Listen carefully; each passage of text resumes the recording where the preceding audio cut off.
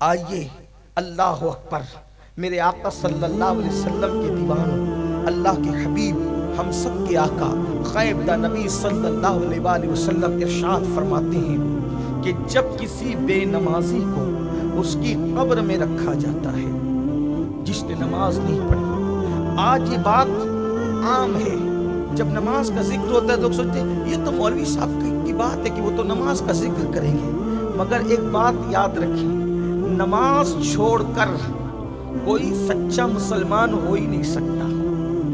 مسلمان بننے کے لیے نماز ضروری ہے۔ حضور اکرم صلی اللہ علیہ وآلہ وسلم کے صحابہ کہتے تھے کہ ہم نبی کے دور میں مسلمانوں کو نماز سے پہچانتے تھے کہ جو نماز پڑھتا ہے وہ مسلمان ہے، جو نماز نہیں پڑھتا وہ مسلمان نہیں ہے۔ یہ بات ہے۔ بڑے پیر کی 11ویں کرنے والوں، ہم کہتے ہیں غوث پاک کی 11ویں ہم کرتے ہیں، کبھی سوچا اگر نماز نہیں پڑھتے تو غوث پاک اس کو قبول بھی کرتے ہیں کہ نہیں کرتے؟ میں نے غوث پاک کے ملفوظات میں یہ بات پڑھی، پتہ نہیں لکھنے والے نے کہاں تک انصاف کیا، لیکن یہ بات موجود ہے، دھیان سے سننا۔ غوث پاک بے نمازی سے کتنی نفرت کرتے ہیں۔ غوث پاک کے دل میں بے نمازیوں سے محبت نہیں ہے بلکہ نفرت کتنی ہے۔ غوث پاک بے نمازیوں کو کتنا برا جانتے ہیں۔ سرکار غوث العظم دستگیر پیران پیر کا فرمان ہے، فرماتے ہیں اگر تم رستہ چل رہے ہو، رستے سے آ رہے ہو اور تمہارے پاس راستے میں ایک کتا گندگی میں بھرا ہوا آ رہا ہے اور ایک بے نمازی آ رہا ہے، اب تمہیں دونوں کے بیچ سے گزرنا ہے، اب آپ کو یا تو کتے کی طرف ہٹنا پڑے یا تو بے نمازی کی طرف ہٹنا پڑے، تو تم ہٹو گے کدھر؟ تو فرماتے ہیں جو گندگی میں بھرا ہوا کتا ہے اس کی طرف ہٹ جانا، مگر بے نمازی کی طرف مت ہٹنا، اس لیے کہ کتے کی جو نجاست ہے اگر وہ تمہارے جسم پہ لگ گئی تو اس کو آپ تھوڑے سے پانی سے دھل کر پاک ہو جاؤ گے، لیکن بے نمازی کی نحوست اگر تم پر پڑ گئی تو اس کو دنیا کے کوئی سمندر کا پانی دھو نہیں سکے گا۔ آپ مجھے بتائیں کہ بے نمازی سے اتنی نفرت غوث پاک کر رہے ہیں اور ہم لوگ مسجدوں کو ویران کر چکے ہیں، ہمارے پاس نماز کے لیے وقت نہیں ہے، دوستوں کے لیے ٹائم، ماں باپ کے لیے ٹائم، کھیل کود کے لیے ٹائم، جوا کھیلنے کے لیے ٹائم، شراب کے اڈوں پہ جانے کے لیے ٹائم، فلمیں دیکھنے کے لیے ٹائم۔ جس رب نے زندگی دی، جس رب نے دولت دی، جس رب نے قوت دی، جس رب نے بولنے کی زبان دی، جس رب نے دیکھنے کی آنکھیں دی، جس رب نے سب کچھ دیا، دھوکہ دینے والے لوگوں کے لیے ہم نے اتنا وقت دیا، لیکن اس اللہ کے لیے جس نے ہر نعمت ہمیں دی اس اللہ کے لیے ٹائم نہیں۔ آج مسلمان دھڑلے سے کہتا ہے مولانا ٹائم نہیں ملتا نماز کے لیے، واٹس ایپ چیک کرنے کے لیے نماز ہے، واٹس ایپ چیک کرنے کے لیے وقت ہے، فیس بک کے لیے وقت ہے، یوٹیوب کے لیے وقت ہے، کیرم کھیلنے کے لیے وقت ہے، تاش کے پتے کھیلنے کے لیے وقت ہے، ادھر ادھر بیٹھ کر کسی کی غیبت کرنے کے لیے وقت ہے، اللہ کی نماز کے لیے وقت نہیں ہے، اللہ کی عبادت کے لیے وقت نہیں ہے۔ سوچو اس غلام کا حشر کیا ہوگا جو اپنے آقا کی بارگاہ میں حاضر ہونے کے لیے وقت نہیں دیتا۔ جس رب نے سب کچھ دیا اس رب کے لیے ٹائم نہیں اپنے پاس۔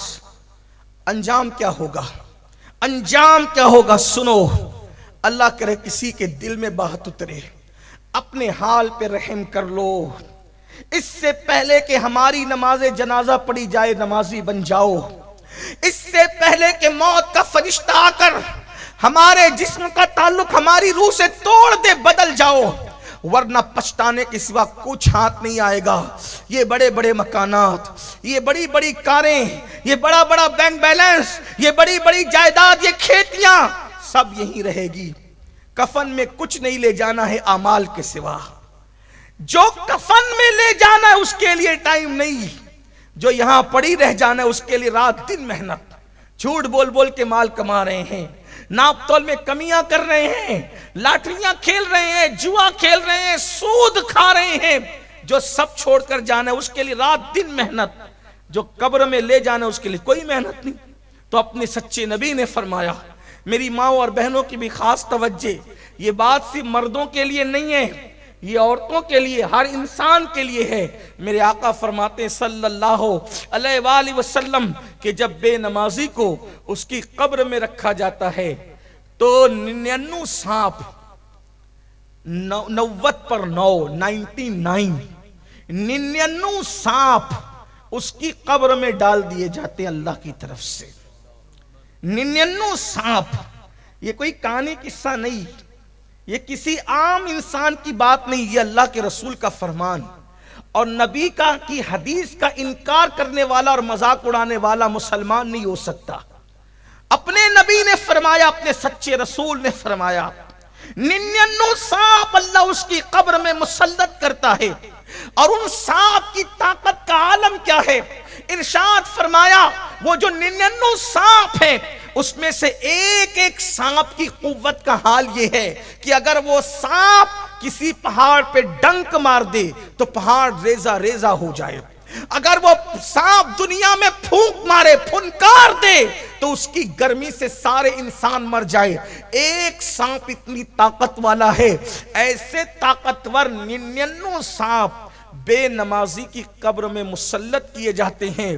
اس نے اگر فجر کی نماز نہیں پڑھی تھی تو ظہر تک وہ سانپ اس کو ڈستے رہتے ہیں، اللہ اکبر۔ پھر ظہر نہیں پڑھی تھی، عصر تک وہ سانپ اس کو ڈستے رہتے ہیں، مغرب نہیں پڑی تھی، مغرب تک کے وہ سانپ اس کو ڈستے رہتے ہیں، عشاء نہیں پڑی تھی، اللہ اکبر، مغرب نہیں پڑی تھی، عشاء تک سانپ ڈستے رہتے ہیں، عشاء نہیں پڑی تھی، فجر تک سانپ ڈستے رہتے ہیں۔ یہ ڈسنے کا سلسلہ اللہ اکبر اس وقت تک چلتا رہے گا جب تک اللہ چاہے گا۔ اب آپ مجھے بتائیں، اگر چھوٹا سا کیڑا ہمیں ڈنک مار دے، اگر چونٹی ہمیں کاٹ لے، کتنی تکلیف ہوتی ہے، کتنا درد ہوتا ہے۔ بچھو ڈنک مارے، اس اللہ نہ کرے کسی کو کبھی بچھو نے کاٹا ہو، جن کو کاٹا ہو ان کو پتا ہوگا کہ پورے جسم میں ایک انگار سی ہو جاتی ہے، ایک جلن سی ہو جاتی ہے۔ دنیا کا بچھو، کھیت کا بچھو ایک ڈنک مارے تو انسان ایسے تڑپتا ہے اور ایسے بلکتا ہے کہ اللہ اکبر، اس کو قرار نہیں آتا۔ تو جس کو اللہ کے مسلط کی وہ سانپ ڈستے ہوں گے اور پھر وہاں کوئی بچانے والا نہیں، نہ ماں بچانے والی، نہ باپ بچانے والا، نہ بھائی بچانے والا، سوچو ہم اپنے آپ پہ کتنا ظلم کر رہے ہیں۔ بتاؤ، ایک وقت کی نماز کے لیے 10 منٹ سے زیادہ کا ٹائم نہیں لگتا، اگر ہم 10 منٹ کا ٹائم ایک نماز کے لیے نکالیں، 5 وقت کی نماز کے لیے 50 منٹ کا ٹائم ہے، یہ 50 منٹ ہم نکال دیں تو کتنے بڑے عذاب سے بچ جائیں گے۔ ارے عذاب سے تو بچ ہی جائیں گے، لیکن ساتھ ہی ساتھ ہمارا انعام کیا ہوگا؟ ہماری قبر کو انشاءاللہ نماز کی برکت سے جنت کے باغوں میں سے ایک باغ بنا دیا جائے گا۔ بلکہ حدیث پاک میں آتا ہے جب نماز پڑھنے والے کو اس کی قبر میں رکھا جاتا ہے، نماز پڑھنے والے کو اس کی قبر میں رکھا جاتا ہے تو وہ کیا دیکھتا ہے کہ سورج غروب ہو رہا ہے۔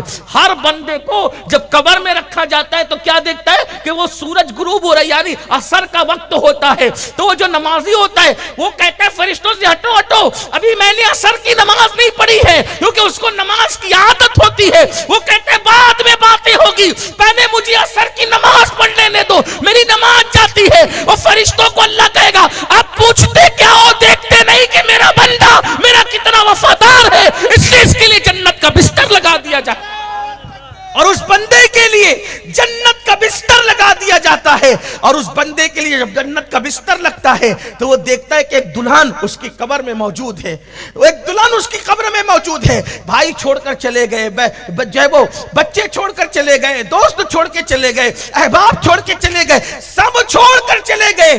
وہ پریشان تھا لیکن دیکھتا ہے کہ ایک دلہن اس کی قبر میں موجود ہے۔ کہتا ہے آپ کون ہے؟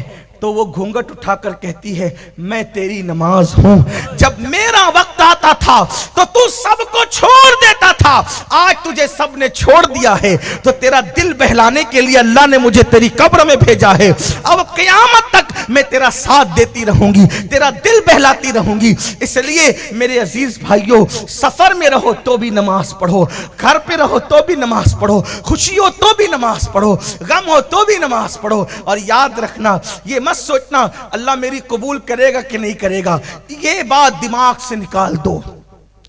یہ بات دماغ سے نکال دو، میں ان پڑھ ہوں، میں جاہل ہوں، میں تو دیہاتی ہوں، میں تو گوار ہوں، وہ میری قبول کرے گا کہ نہیں کرے گا؟ واللہ اس کی بارگاہ میں زبانیں نہیں دیکھی جاتی، اس کی بارگاہ میں تو دل کے جذبات دیکھے جاتے ہیں۔ جب کوئی بندہ دل سے جھک جاتا ہے، ایک ہی سجدے پر اللہ اس کو جنت کی بشارت عطا کر دیتا ہے۔ یہ ایک سجدہ جسے تو گرا سمجھتا ہے، یہ ایک سجدہ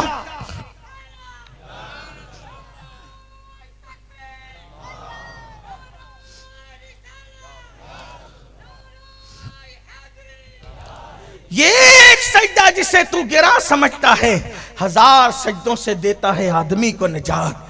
آج کل جہاں مرد نماز سے دور ہے، میری مائیں اور بہنیں بھی کوسوں دور ہے، اور میری مائیں بہنیں کہتی مولوی صاحب ہمیں بچوں کو کھلانا پڑتا ہے، بچوں کی پرورش کریں، مرد تو چھڑے ہیں، مرد تو ان کو کوئی پرابلم ہی نہیں ہے، ہمیں بچے پالنے پڑتے ہیں، بچوں کو کھلانا پلانا ہے، کپڑے دھلنے ہیں، کھانا بنانا ہے، یہ کرنا ہے وہ کرنا ہے۔ میں پوچھنا چاہتا ہوں میری بہنوں، یہ بتاؤ بچے صرف تمہارے ہیں یا سیدہ فاطمہ الزہرا کے بھی بچے تھے؟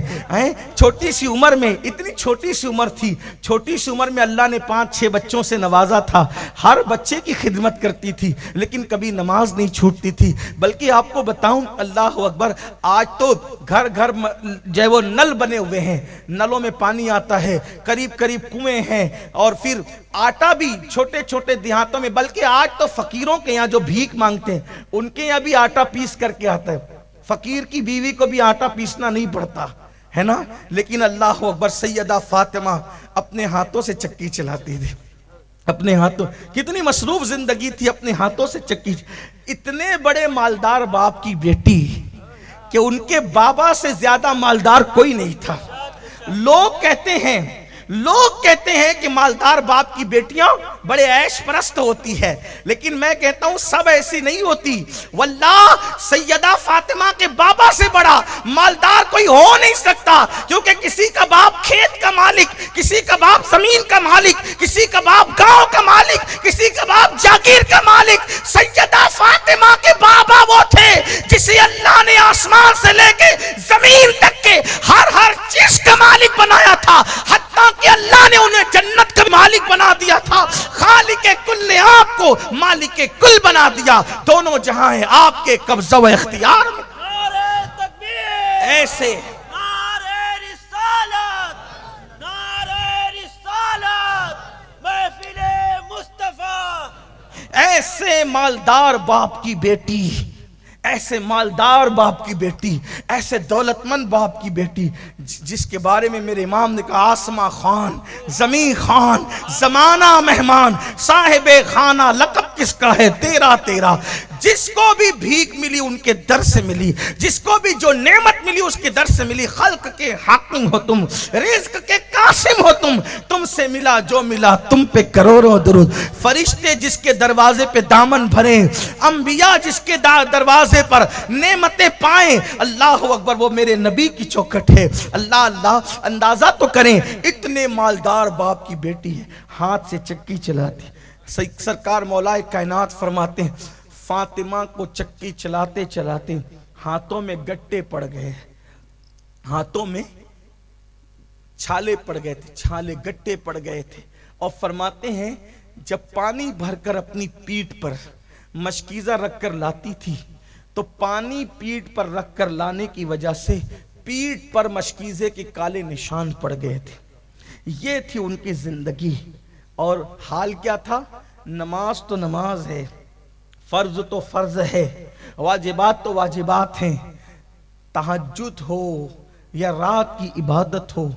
حالت یہ تھی کہ جب عشاء کی نماز کے بعد نفل نماز شروع کرتی، ایک ہی سجدے میں پوری رات گزار دیتی، ایک ہی سجدے میں، اور جب صبح ہوتی نماز جلدی سے مکمل کرتی، اور صبح ہوتی تو کہتی اللہ تو نے رات اتنی چھوٹی بنائی، اتنی چھوٹی تو نے رات بنائی کہ فاطمہ دل کھول کے سجدہ نہ کر سکے، کوئی رات ایسی بڑی دے دے کہ فاطمہ دل کھول کر دل کے ارمانوں کے ساتھ سجدہ کر لے۔